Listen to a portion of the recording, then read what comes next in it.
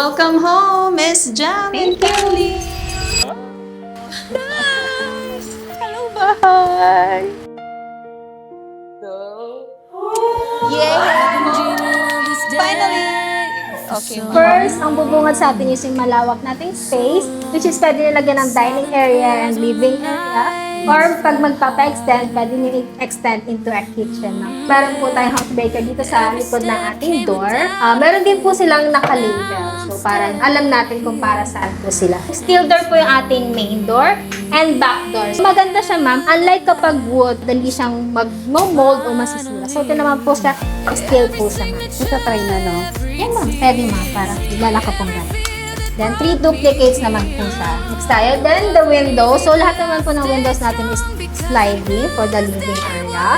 So, pwede niyo po siyang itry and ilalak lang po lagi dito sa gitna.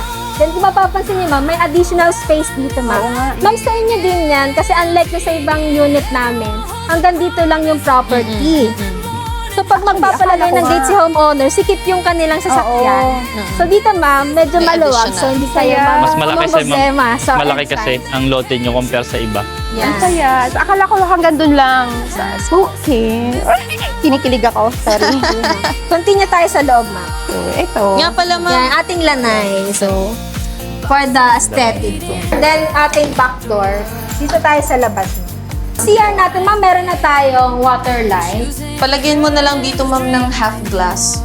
In between. Bibigyan nga tayo mami sa kliyente ng ganito din, oh. Maganda para matesting yung mga saksakan. Okay. Okay.